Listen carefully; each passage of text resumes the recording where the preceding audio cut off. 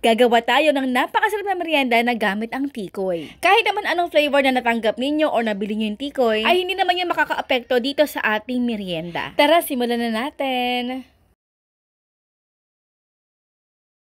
Ang gamit natin dito ay ube flavor. Again guys, kahit anong flavor na meron kayo ay okay na kasi hindi naman talaga ganun ka-strong ang flavorings ng tikoy. Syempre para iwas ito dikit dito sa ating kutsilyo ay nilagay lang ako ng konting oil. Ganito nga pala paghihiwa ko ng tikoy guys. Mas madali itong paraan para naman pantay-pantay ang sukat nito. Nag-a-adjust lang ako ng konti kapag alam ko malapit na ako doon sa pinakadulo or kapag nag-i-start pa lang ako. Next, kakailangan din natin dito ng cheddar cheese. Mas maganda kung normal lang, hindi siya easy melt kasi guys, kapag ito ay pinipirito natin mamaya, ay may possibility ito na sumirit yung pinaka-cheese sa ating wrapper. At syempre, speaking of wrapper, hindi lang basta-basta lumpia wrapper ang ating gagamitin, kundi rice paper Shanghai wrapper. Nako guys, hindi talaga kayo magsisisi dito kasi kapag ito ay pinirito, mas malutong pa at kakaiba talaga yung texture ng kalalabasan ng ating merienda. At alam naman natin na kailangan natin ito lublubin dito sa ating tubig. Pero guys, hindi ko ito gagawin kasi mas gusto ko ang paglalagay ko ng tubig dito by spraying on it. Mas nag-e-enjoy ako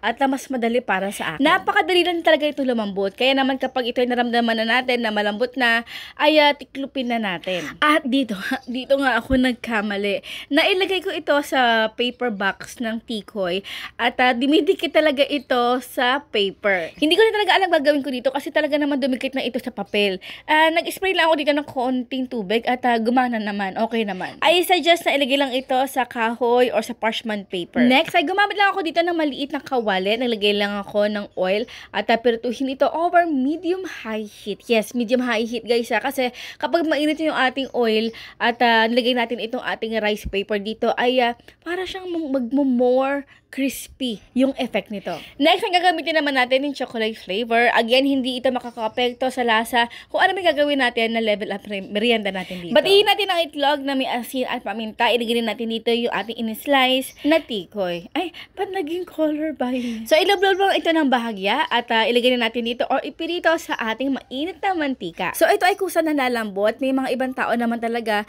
na gusto yung makapal ang hiwa nila sa tikoy kapag ito ay pinipirito na katulad nito.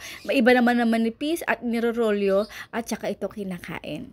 O, di ba? Napakadali. Few steps na makakagawa na tayo na napakasarap na merienda na gamit ng tikoy. Nga pala guys, ang tikoy ay nagre-react lang depende sa temperatura kung nasaan kayo or sa weather. Kasi yung tikoy ay malambot yan kapag syempre mainit yung panahon at matigas naman syempre kapag ito ay malamig ang panahon. Kaya naman magtataka kayo, minsan medyo napakadaling hiwain ang tikoy, di ba? Katulad ngayon, napakadali kasi ngayon ay napakalamig. Kung meron kayong request, pakicomment naman sa comment box section. Bye!